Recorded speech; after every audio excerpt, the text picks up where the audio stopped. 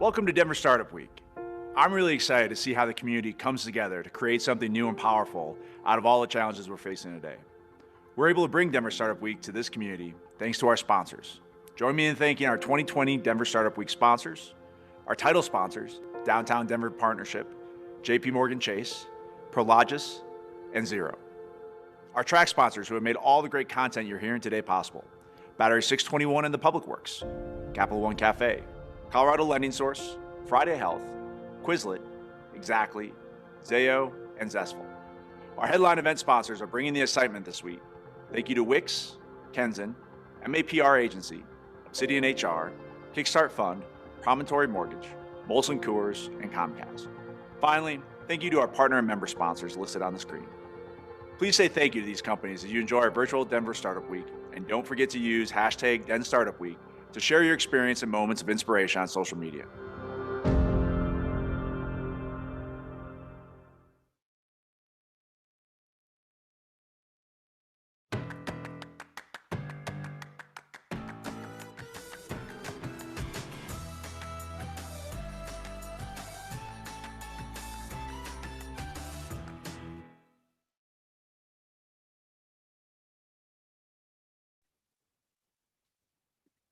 Hey, good morning, everyone. It's day 4 of Denver Startup Week. Welcome. My name is Ron Margolis. I'm one of the co-chairs and the product track, and a member of the Denver Startup Week organizing committee. Before we get started, I just want to send a huge thank you to all of you for joining us. This is the first ever virtual Denver Startup Week. We're excited to have made this transition and still be able to offer it amidst all the things that are happening in the world. So thank you for being a part of it. At Denver Startup Week, we strive to make all of our sessions a place where attendees can connect, learn, and grow, regardless of age, gender identity, gender expression, race, ability, sexual orientation, or the combination of any of those. There is something for everyone at Denver Startup Week. Thank you for joining us. Thank you to our sponsors for their support and help bring this to life. They're the reasons we get this all for free. The largest free startup-focused event in the world. That's super cool. It's super cool that it's in Denver. We're excited to kick this session off. We'll have a video that we'll go through, and then the two session organizers, Lise and Ari, will be on chat and Q&A. Would encourage you all to use the Q&A function. They'll be engaging in that as well. If you have any questions, just ask us in the chat, and we're happy to kind of facilitate helping you get through this. Otherwise, we're excited to kick off choosing a direction, learning how to test ideas and designs. Let's do it.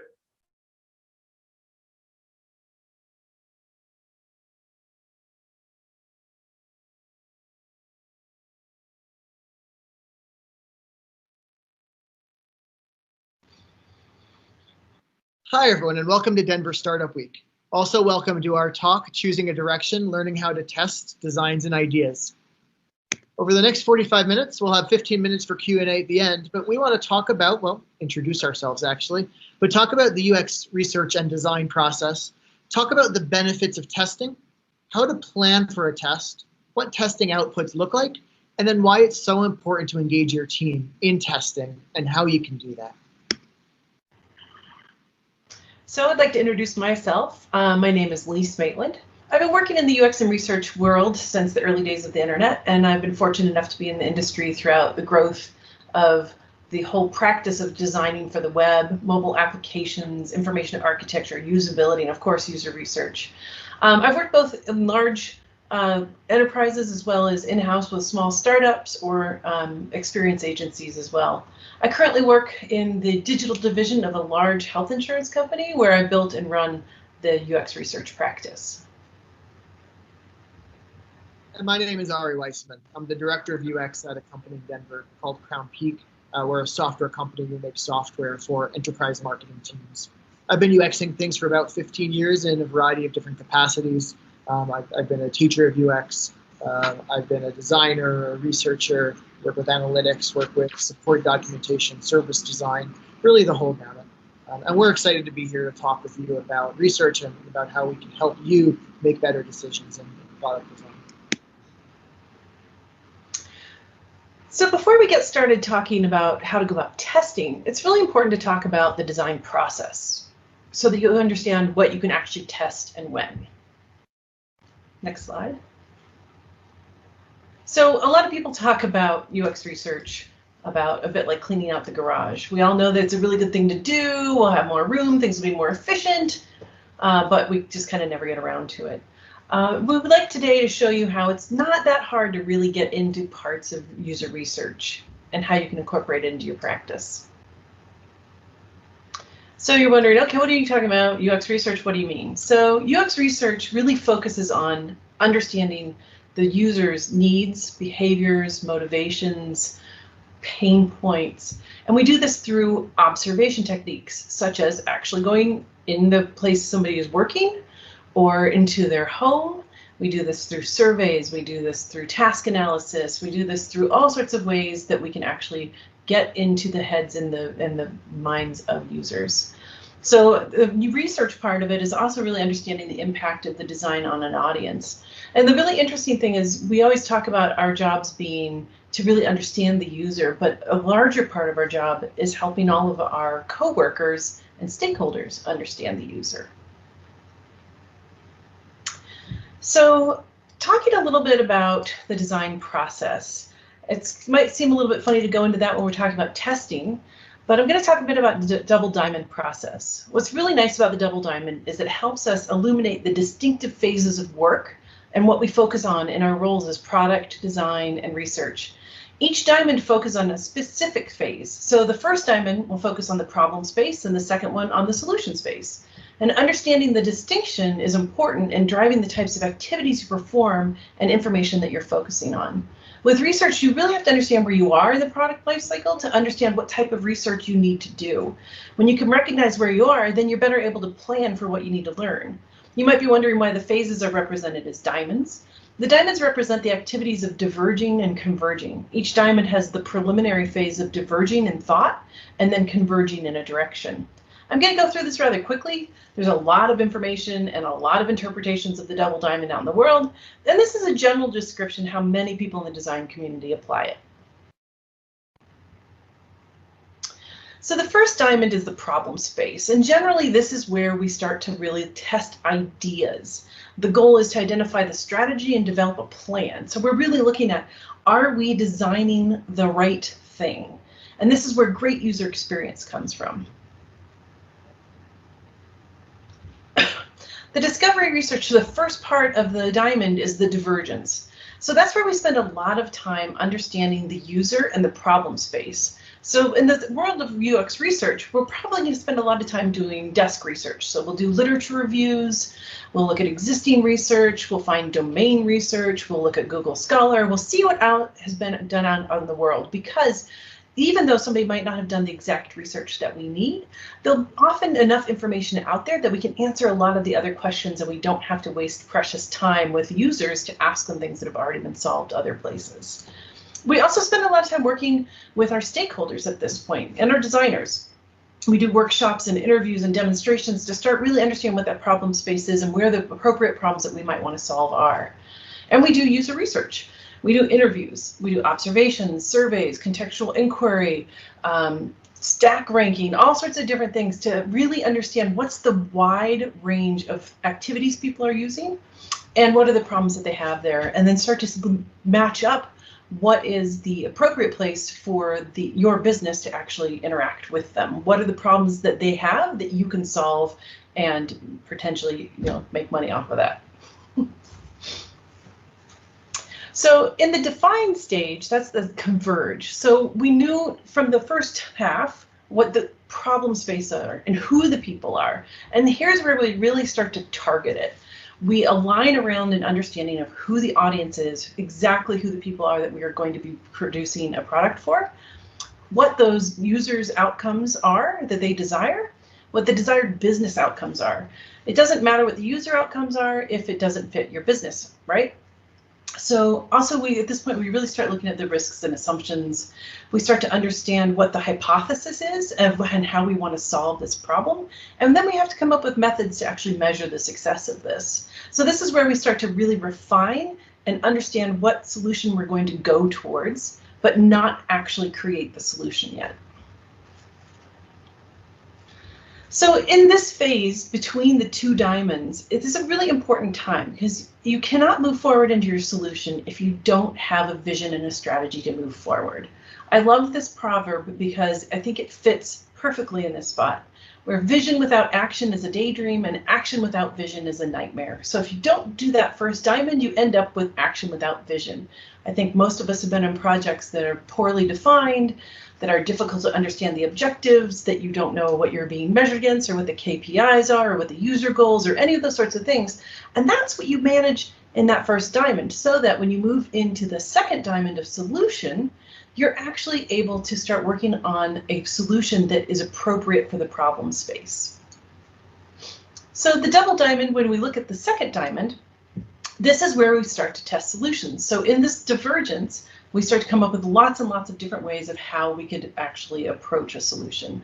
And the goal here is to really work through all the trade-offs and to deliver an optimal solution. So this diamond is all about designing things right. So the first one is design the right thing. So you find the right problem that you're trying to solve. And this one is about solving the problem in a user-friendly way. So this is where usability comes in. So talking a little bit more specifically about the diverge phase, this is the development part. So in this phase, we are really doing things like sketching and prototyping and doing usability testing. We're looking at information architecture, doing prototyping, card sorting, tree test, click test, all the things that help us make sure that we actually have good information architecture for our product. We collaborate a lot with our design partners, with our product partners to really understand, is this solution meeting the requirements, and is it meeting the needs of the user? Did we forget some of that stuff that we learned in the first diamond? We need to make sure we're pulling that in. And desk work research here, we do a lot of comparative analysis and pattern review, like what are the best practices in this space for these types of components. And we really help feed the information into the design team so that they can start honing in the next phase. So they can really start honing in on their and optimizing their solution. So in that last convergence, we should really be looking at testing and iterating the design and the content. And we know what we're doing, we know what our solution is, and now we're just refining it and making it, polishing it, and making it perfect for our deployment. It's also where we start to consolidate our design rationale, and we really start to document all the experience and the design decisions so that when we come back and we're solving the same problem again, when we're iterating on it, we make sure that we don't make a mistake and go and do something that we already had proven wrong. And as we go through that process, we're diverging and coming up with many ideas, and then we're converging to help decide on ideas. We assume we've gone through the best process in making those decisions, but in the end, we don't really know until we implement something. So we can't forget to actually measure the outcomes that we want to have. Don't forget to measure what the decisions you've made to see if they've actually come up. I think one of the things when you look at that double diamond is it looks very linear. It looks very maybe overly simplistic. You go from here to here to here, where in fact it's actually very much an iterative process. So when you're going into the process, not at the end, but before you start, think about how you want to measure success. Ultimately, times people get to the end and then they choose a metric that's actually working as opposed to the ones maybe that they would have chosen from the beginning. When you start, what are the things that really are going to measure if you've had an impact on your customers, on your users, on the service you're trying to provide? Did you benchmark what was happening at the beginning before you got to the end, so you can actually know we've helped by 10% or 50%, or it got worse by negative 10%? How do you know what impact you've had? And lastly, is your measurement strategy based on user outcomes or internal business goals, right? Have you actually helped your users? Have you actually helped your customers? Or have maybe you just made your own lives easier? Having business outcomes is still valuable, right? So I don't want to suggest that the only outcomes are just focused on users, but you do want to make sure that you're certainly not making the user outcomes worse. So why do we test? What are the benefits of testing? The first one is to validate assumptions. As I mentioned, we go in and we do as best we can in diverging and coming up with ideas and converging in that diamond to make decisions. But they are assumptions. There are a lot of things we don't know until it's out in the wild. until we've released it and we see real people interacting with the things we've created. So we need to validate the assumptions we've made to make sure that they're right, that they're correct, that they're having the impact we thought they would have. We want to remove opinions from decision making. You and I, when we go into a design meeting, may think that this is a better option or this is a better option. And again, until we have it out in the wild, until we're able to put it in front of users, even a contrived situation like a usability test, we don't really know how people are going to react. So I don't want my opinion to be driving multi-million-dollar product decisions. I want data to be driving product decisions, right? And that's the value that testing gives us. It removes assumptions, it removes opinions from those really expensive decisions. We want to understand the problems from our users' perspective. We want to be making the decisions based on the things that are valuable to them, that help them achieve their goals. We want to learn about the hidden things. There are so many things that we don't consider, that we don't understand the nuances of a user's actual experience that we're not going to see until a user is sitting in front of the experience you've created or walking through the experience you've created. You don't know the things you don't know until you interact with the people, your users, your customers who are going to be involved in your product. We're able to measure the delta. We talked about this on the last slide, right? How much improvement have we made? If I can show to my CEO that this design that we've tested is going to improve customer outcomes by 50% for this key feature, that's a big deal.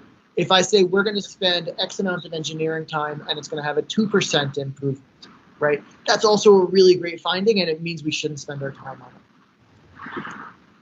Testing creates alignment. So we have all these opinions, we have, right, these assumptions, we have these things we don't know. When we bring all of that together and we have data, we're able to all be aligned around the solutions that we know don't work, as well as the solutions we know that do work.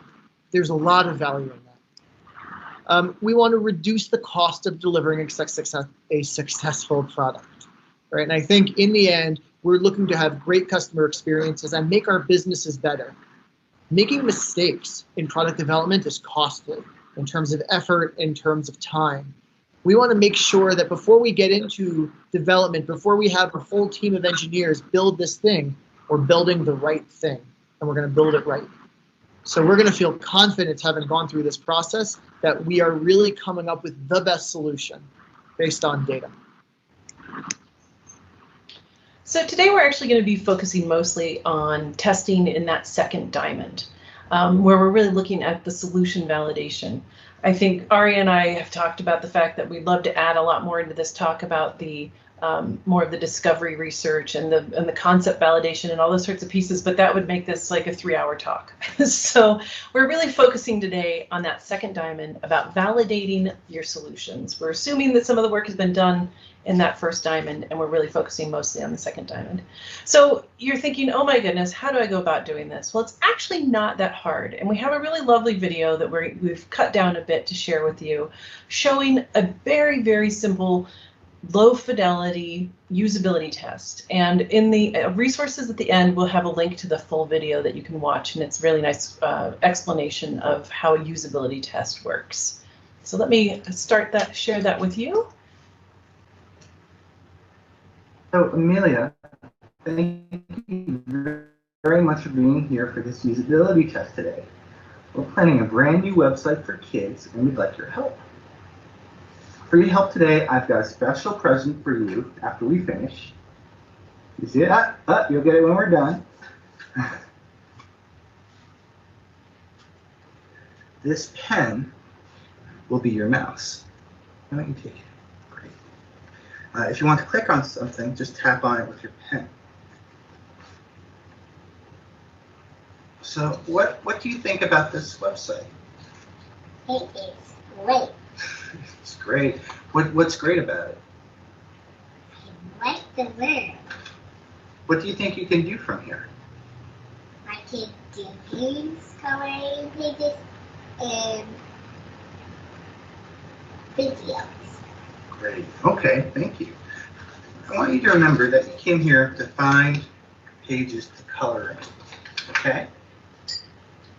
All right? So that's what I'd like you to do, is find some pages to color in. What would you do?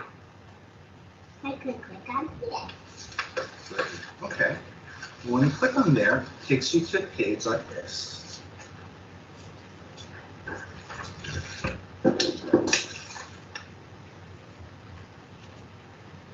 Is this what you expected? Yeah. What do you think you can do? Here. I click on the button. And what would that do? Take you to coloring pages. Okay, what would you want to click on? Triceratops? Mhm. Oh, you like all of them? Yeah. Okay, great. So let's go to the kitty one, okay? I love clicking on the tool. You look at what kind of tools do you like doing online?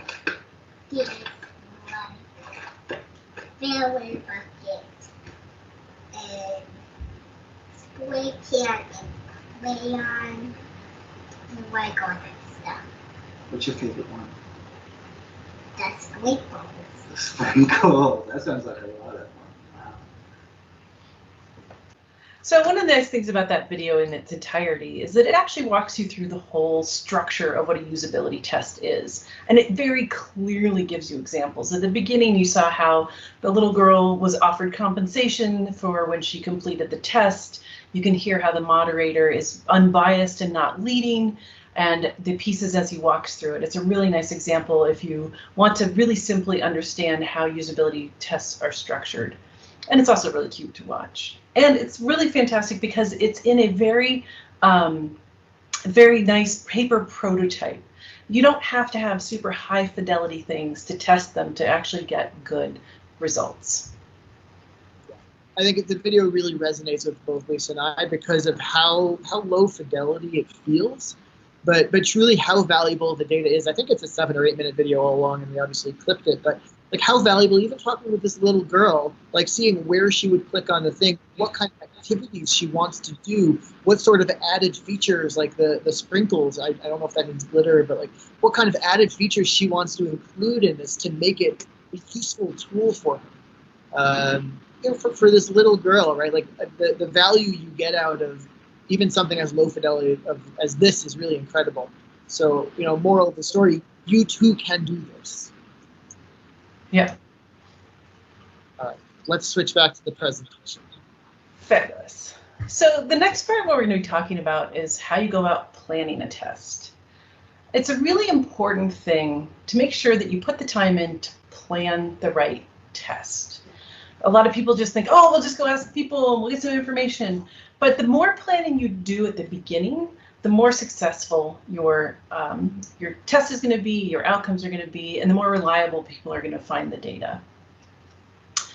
So when you go into planning, some of the big things that the big things you need to make sure you do is you have to define the goals and the objectives for your test. This is something I spend a lot of time talking with all my researchers and talking with anyone that wants to do a test. It doesn't work to just come up and say, oh, I want to do a usability test. Well, what are you trying to learn? Why do you think it needs to be a usability test? You have to understand what people are trying to accomplish with talking to users. So you need to define the goals of what you are trying to learn, and you need to prioritize them. You need to define the audience. Who are you talking to? Who is this for? You need to choose what to test, and you need to choose the tools you're going to use, and you need to figure out how you're going to do your analysis. So these are the pieces that we'll be talking about for the rest of the talk, or at least the planning section. So what are your goals? Why are you testing? It's really important to understand that. There's lots of layers that you need to peel back to understand what's motivating the need for research. You want to talk with product, design, engineering to understand what they need to learn. And you also need to prioritize those goals. You rarely have enough time to ask all the questions. So the primary objective should drive the priority. If you have competing objectives, it might mean that you may need to do more than one study.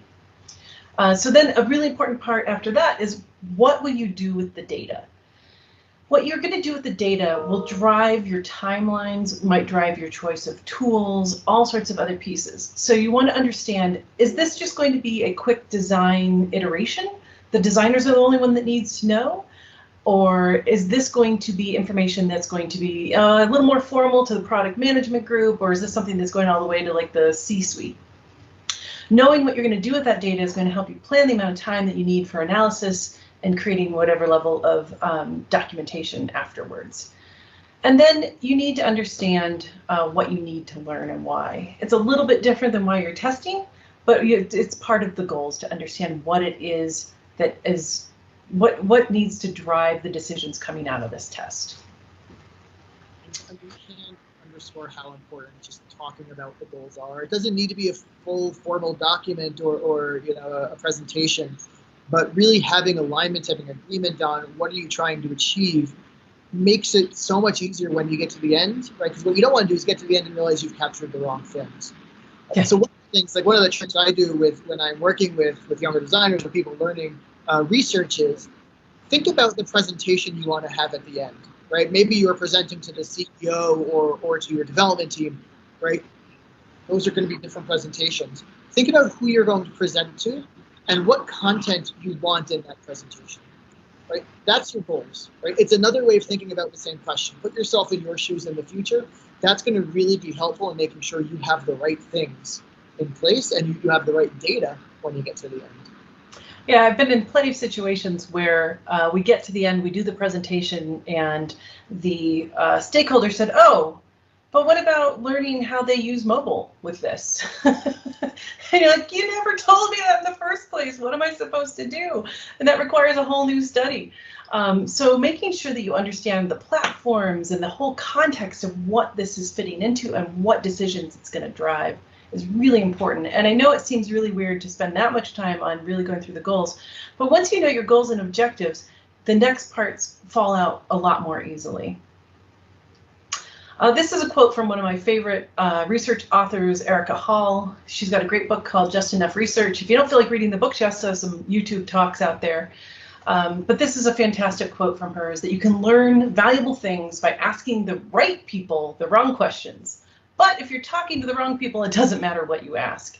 And I think a lot of us have been in those situations where we recruited the wrong people and we did not get the right data. Or on the flip side, we didn't know enough information about the subject and we went in and had all the wrong questions, but we got all the great data that we needed because we had the right people there and we followed their lead and started to understand the context in a much better way.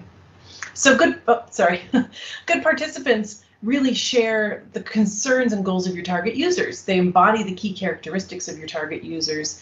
They can articulate their thoughts clearly, and they're really familiar with the relevant technology as your target users. You don't want to recruit people that aren't the same level of technology of what you're expecting. That can get a little tricky in the era of COVID because we're doing almost everything remotely. So if you're creating physical products that are not meant to be for the digitally savvy, it's going to be a little bit more difficult these days to recruit that way. So some of the really important things that you want to do when you're deciding who you're going to recruit is that you want to understand who will use the thing you're building. And it's not necessarily demographics, but you want to understand the behaviors. You want to understand the needs. You want to understand what are the things that we're looking for. So, and in the same case, you want to understand, are there different groups of users? So if you have a novice group and an expert group, you'll want to recruit those differently. But you'll also want to make sure, if there's a priority, that it's really clear so that you know which one to spend more on your recommendations. And this is a little less now in the world of COVID, as we're doing so many things remotely, but also it's really important to know where they are. If you're building a cable purchasing flow for people in Australia, you should not be testing with people in the United States. It just doesn't work. So the next thing you want to be thinking about is, what should I test, right? Depending on where you are with your product, what your goals are, you really do have a lot of choices about what you can test. I think there's the sense that, the thing on the far right, so I've tested with all of these things, you need the final shiny, complete app before you can get any feedback. Or maybe we'll just do wireframes so it's a little bit back from, a little bit before it's finally done. But like I said, I've tested with every single one of these designs, and they're actually all, the things on the bottom, they're all the same thing. They were all part of the same concept. I got feedback from users, at least internal stakeholder users, who actually, the app is used by both internal stakeholders as well as external customers for this consulting work. But so we got feedback on the paper, the paper and pencil fidelity designs, and we got feedback on the slightly nicer versions with customers to understand how that content is structured, as well as putting the final designs and actually the final app in their hands to get feedback. But if you want to just test an idea, if you want to know, is this a good idea? Does this resonate? If I'm going to create this kind of experience for you, how do you test that? Well, the story at the top is something we've created. I created working with a team for a bank to understand how do we create services for new users to a bank. And we created a story, and we told that story to potential prospects, walked through and found out which of those ideas resonated and why. So you're able to get feedback on a story, not just the final design. It's really important. You don't have to wait until the end, until you have the final shiny thing to realize, oh crap, we need to go back to the beginning and fix it. You also want to think about analysis and synthesis. What happens when you get to the end, right? You want to be able to prepare for, as you're testing, what kind of notes do you want to be taking? You want to be thinking about what are the trends we're hearing as you go across multiple sessions. Make a little note. I think I heard that before. You want to know the good things and the bad things. I think as a designer, I tend to focus on the things that we need to fix.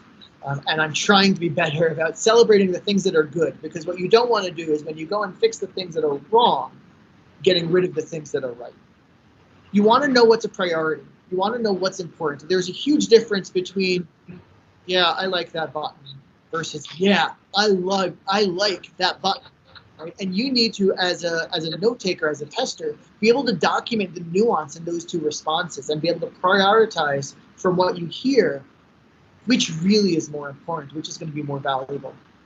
You want to think big picture. You want to understand if the thing someone is talking about is a symptom of a larger issue, right?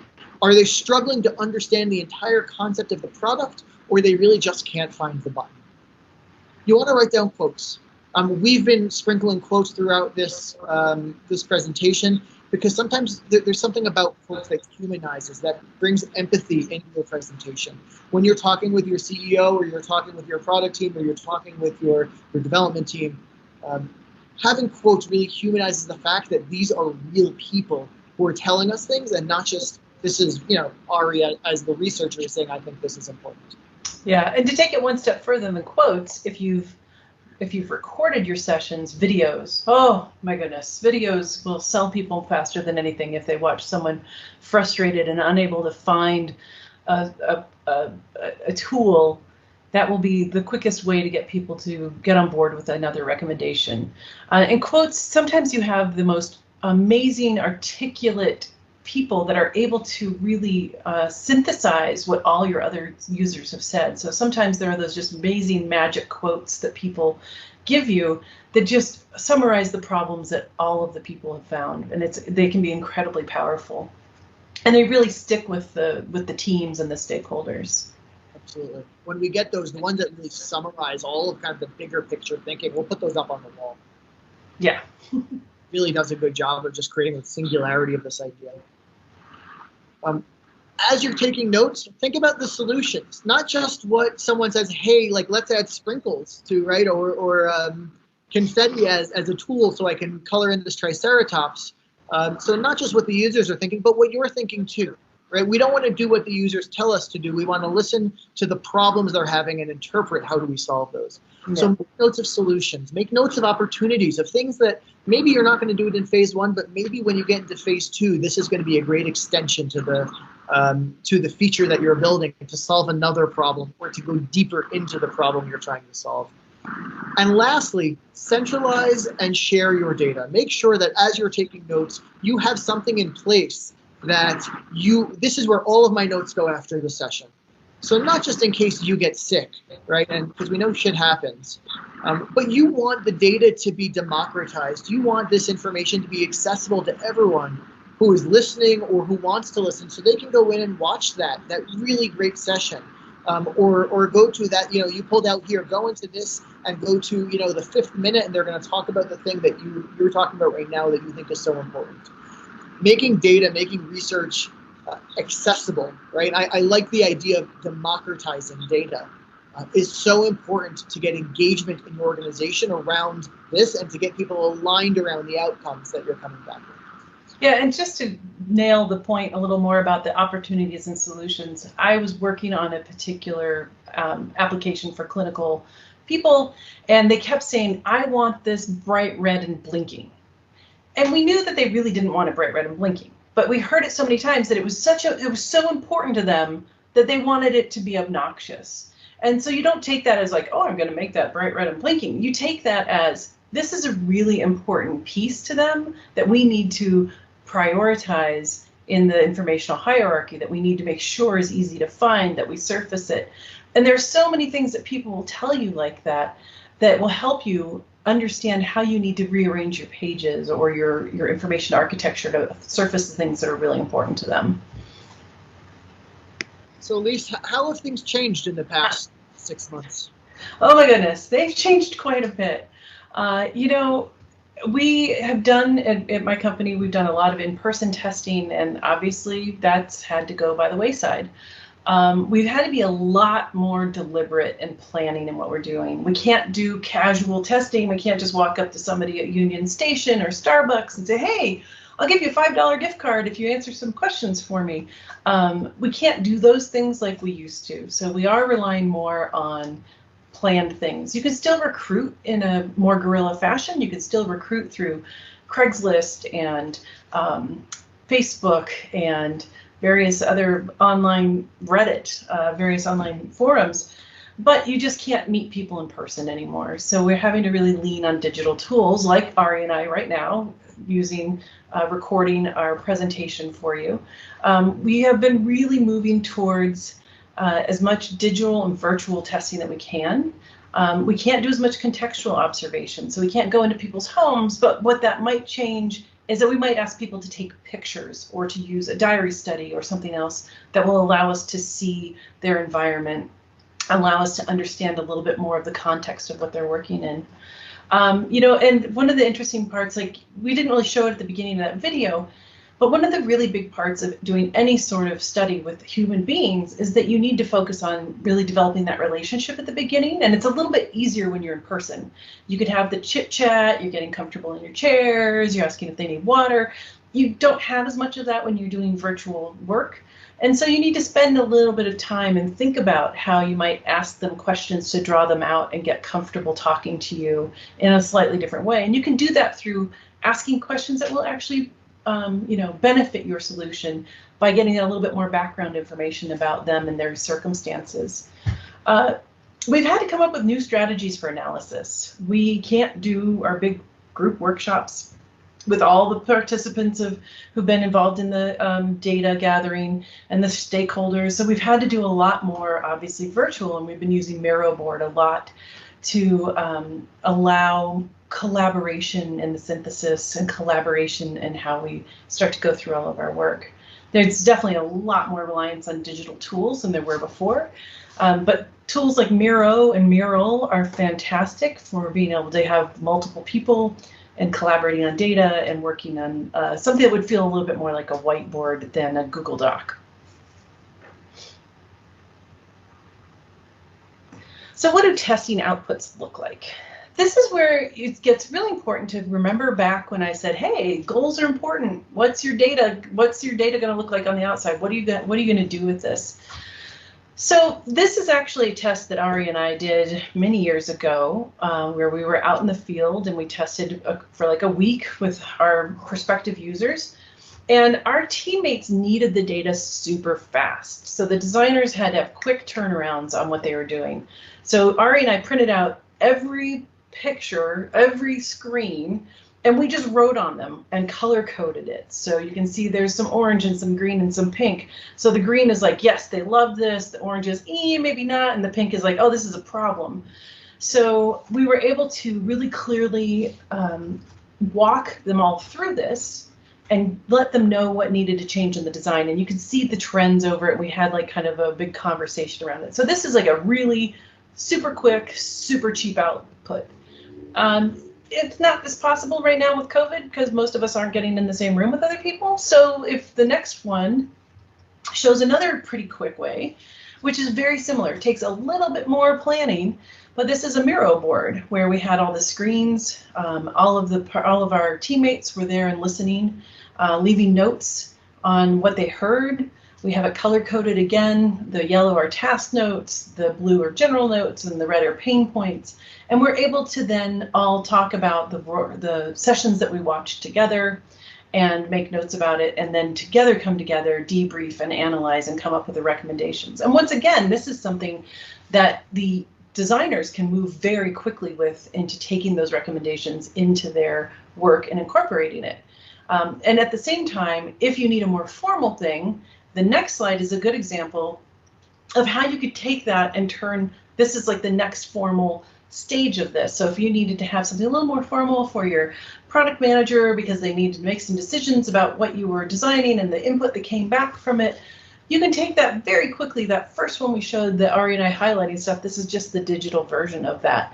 But it's not hard to do. I think we did this in Keynote and just had some, some really simple, circling the boxes and some smiley faces to indicate what it was and some quick recommendations. And so this is just like the one step past a Miro board, but a little bit more presentation friendly for more senior or more C-level people.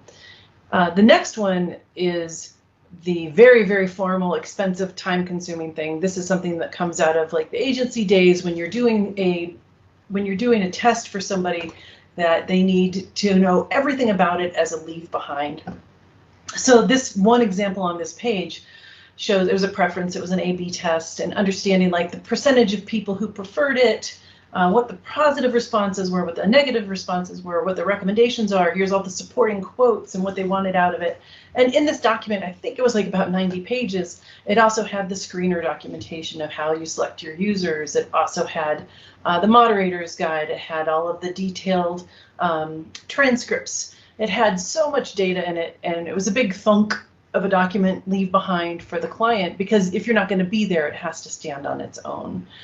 A lot of us who work in-house don't do these sorts of things unless it's a really big project that has a lot of bigwigs behind it wanting to make sure that they have everything crossed and dotted. Yeah, I've done a lot of these.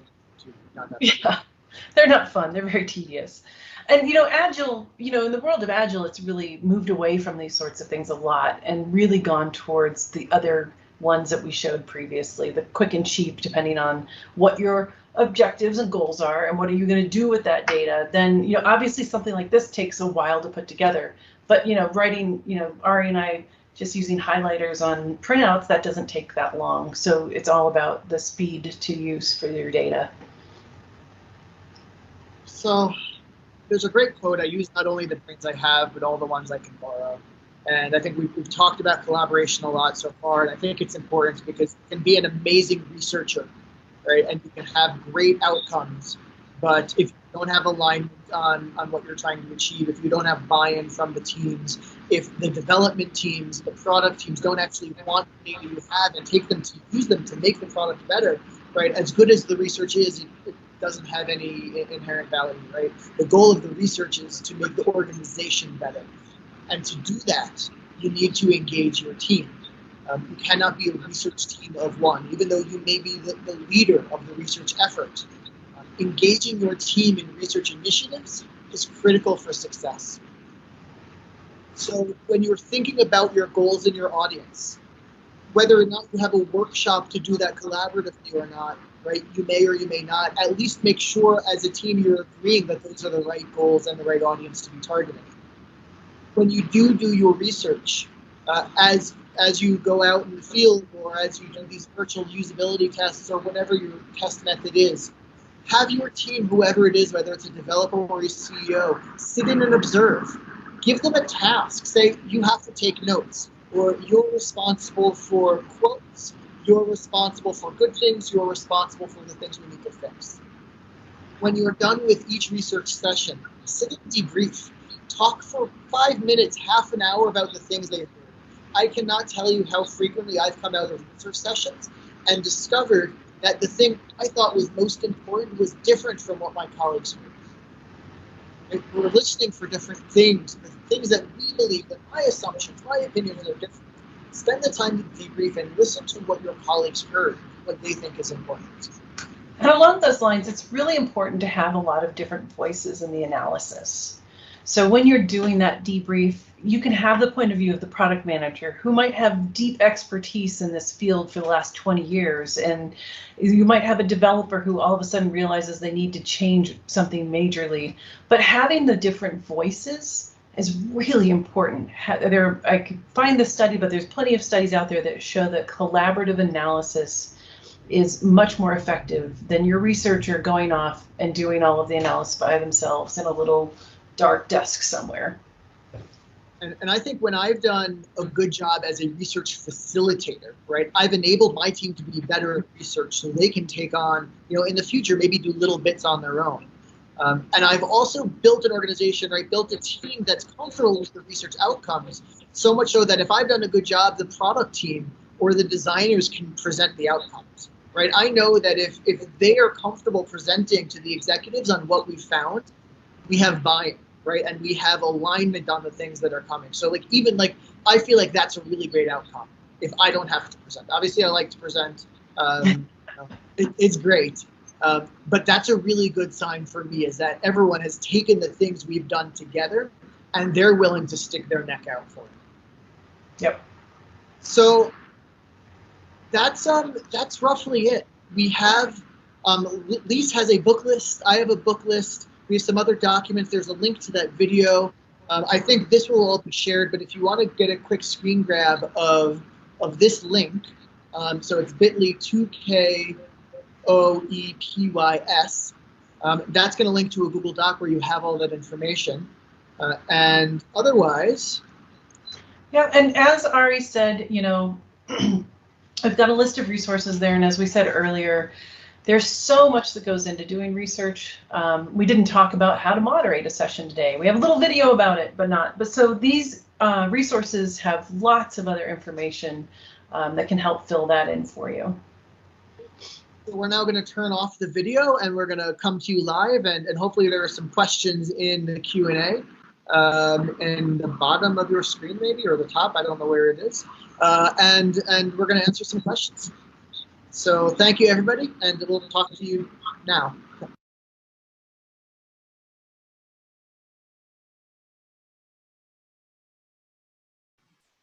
Hey, there you are. Quick wardrobe change, too. Yeah, quick change. So it looks like there have been a couple questions in the Q&A. It looks like Elaine was asking about wanting real life examples of each step of the double diamond. Ooh, that's a longer talk, but definitely in the first step in the double diamond, in the diverge and converge of that first problem space, some of the really important things are really understand what the domain is that you're looking at. In the case of quick and dirty kind of research along that, we do a lot of desk research. For example, we were trying to understand the domain of a particular clinical nurse. I can't really go into the details because of NDA sort of things, but we're trying to understand, without going into clinics that we couldn't get into very easily, how do we understand what jobs those people do, what their job descriptions were like, what their daily tasks were like. And one of the things that we did was we looked at a large number of job postings for that job. So we were able to pull together a really good idea of what the majority of the work these people do, that when we actually went and talked to them in person, we could then validate that. So we didn't have to spend all of our time actually doing old school UX research of spending, 3 weeks in the clinics observing them to get all their jobs. We went in with a fair amount of data that then we can actually validate with them and say, is this right? What's the most important things that you're doing? What are the hardest tasks that you have? What isn't here? So that we could build clinical systems that supported what they were trying to accomplish. That's one example of like the double diamond. And then also with those people, as we learned all of those pieces, as we went into the diverge part of that first diamond, we were able to bring concepts of how we could solve some of these digital problems that they had and ask them to give us feedback on that before we decided on our final solution, which is what we would do in the second diamond. Cool. And I just want to, I guess, speak to the second part of that question. Elaine, like Lee said, I mean, this could be another 2-hour talk. But how do you choose with which methods, right? What's fast way to test? I think you just look at the tools that you have. There are some tests where what we have available is, I guess maybe we put designs into a PowerPoint, or maybe you have an envisioned prototype and you can email that out to customers. If you see people who use your tool, whatever it is, like here are your power users, and send them an email saying, here's a link to this design. Can you just provide feedback when you have time? And right, ideally, if you have people who are more engaged, you can say, can I have half an hour of your time and let's walk through it. If you're really more experienced, you can actually create a full plan and test. Here are specific tasks I want you to go through. There's also, when you're selecting methods, you really want to ensure that you're selecting the appropriate method. And there's lots of ways of doing a lot of these lo-fi. And there's a couple really good books. I think I put it in our resources. If not, I'll double check and add it. But there's a really wonderful book called The Universal Methods of Design that talks about different activities that you do at different phases of the design process. And it is just a wealth of information. It might not give you exactly how to do that entire method, because there might be an entire book on that method, but it gives you enough of it that you can really understand, oh, for the objective of what I'm trying to learn, this is an appropriate method. You don't want to use a usability test if you're trying to understand the basic needs in that first diamond. You don't use a usability test then, you use that in the second diamond to evaluate your solution. But if you're just getting started, right, definitely look at the methods, but don't get hung up on, is this the right method and is this the right approach? Dive in, go talk to users, go talk to customers. You'll learn along the way about how to tweak and how to choose methods. Obviously, as you get more experience, you do want to choose the better method based on the goals that you have. But if you're just getting started, don't let that be a barrier, right? Jump in, talk to people, or send them emails. Next question. So we had a question from Patrick. Hey fam, longtime listener, first time caller. I'm a junior designer working for an early stage startup where I'm a UX team of one. Recently, we're exploring ways to make long-term and recurring research and testing strategies that are part of our standard process workflow. Can you provide any advice to that end or resources I can look to? What do you think? Sorry, there's actually road construction out in front of my house, so I'm trying to stay muted as much as possible. It depends on, it's hard to say without knowing who your audience is, but I'm just going to assume that it's a general population at this point, because that's the easiest way to kind of move forward. One of the things is, if you have consistent customers, if you can create panels of people that you can take early product ideas to see if they actually fit the needs of their domain, that's a really huge piece. Starting to explore ways to make long-term recurring research and testing strategies. If you are not doing that first diamond and all you're relying on is the testing of your solution, one of the things that we started doing is trying to make sure that we had the right checkpoints. So not waiting until the design was completely done. Going early with paper prototypes, low fidelity things to get the input to really start shaping that solution so that it'll actually work for people. If you have the ability to actually use online testing tools that come with their own panels, if not, I've done a lot of recruiting for not a lot of money with people through Craigslist, Facebook, Reddit. If you have a very specific niche audience, I actually recently recruited a bunch of people off of Reddit who were in a forum about a specific condition that they all shared. Trying to find those kinds of niche places, as long as they allow that kind of recruiting. You usually want to check with the moderators of forums to make sure that they're comfortable with that. There's lots of interesting ways of finding your way into niche audiences that maybe you wouldn't be able to get to otherwise. And oftentimes, also asking the people, if it's a niche audience, asking the people who you are researching with if they have other people that they would recommend to do that kind of testing with you as well. And as always, incentives make a huge difference. If you're in a position to provide an incentive, customers, sometimes those get a little bit weird with ethics, but if you're using outside participants, always ensure to provide some sort of incentive, whether it's swag, a $5 Starbucks card, a $20 Amazon card. You'd be surprised what people are willing to do for a very small incentive. In terms of how to make research recurring, I think, the research itself is often not what takes a long time. What takes a long time is the planning, right, and the recruiting and getting everything set up. So what we don't want to communicate is that we need a lot of time to do this research, because that often will scare leadership off. But we do want to know, we don't want to help them know that there's time that's going to take to get things set up. So one of the ways that I found some success is just to be able to visualize it. I think organizations maybe do a good job of visualizing what engineering is doing, but not as good they don't do as well at visualizing what the design team or UX is doing, or where the research falls in. So if you can create a roadmap which shows, like, here's when engineering needs something, right? We work in digital, so we're delivering things to engineering. Here's when engineering needs it, and here's how we're going to step backwards. So this is where research is going to happen. This is where we're going to do analysis. This is where design is going to happen. Here's where we're going to test designs. And so you work within the framework of what the product team needs from you, but you're able to really clearly show what steps you're taking. I think too often design will feel like a black hole, right? A request will go into the UX team and then it will come back out, but the rest of the stakeholders don't really understand what you're spending your time on and why it's valuable. So if you can create a replicable process and say, every time we go to a project, we're going to do this, and here's how it fits into your timeline. And at this point, we're actually going to scale down the research, so we'll have these sorts of outcomes. And this is a really big project, so we need to spend the time, it'll be this big. By visualizing it and talking through that, right, and making sure people understand you're doing these steps every time, it becomes easier to make it reproducible, and people start to expect it.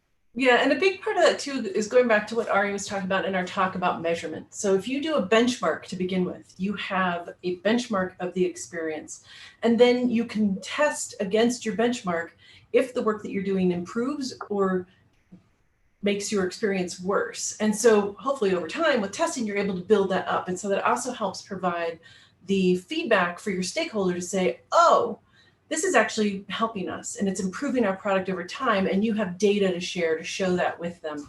And that's a really powerful piece, to have a benchmark that you can say, over 6 months, we improved the user experience by 30%.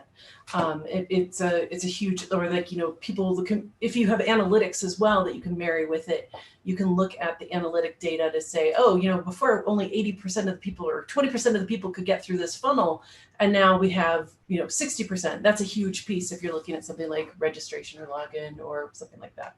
Cool. We only have a couple minutes left, so let's get through two more. It looks like Kim was the next one. She said, is there a benefit in asking an ideal solution that looks like your entails? And I would say, I usually ask that question at the end.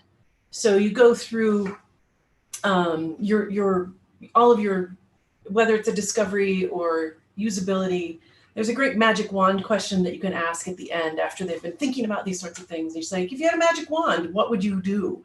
And of course, the first answer is always not real. And then the second one usually has something to do with like the actual product that you're working on. And it gives you some really wonderful ideas about what's really important to people and the real problems that they have that they're trying to solve. And Catherine asked about how do you control scope of the project. And I think, Catherine, the answer to that is really alignment early on around the goals. What problem are you trying to solve? Is there a specific user problem that you're trying to solve? And you may go out and do research and find a lot of really cool shit that you want to build. But if you've all agreed on this is the key thing that's going to have better outcomes for our users, better outcomes for our business, it makes it much easier as you go through to say, okay, based on these research findings, we have all of these future opportunities we might want to attend to.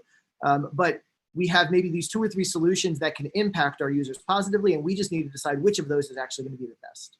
So alignment early on what you're trying to solve, and then really sticking to that helps down the line when you have to make decisions about things that are really going to be great.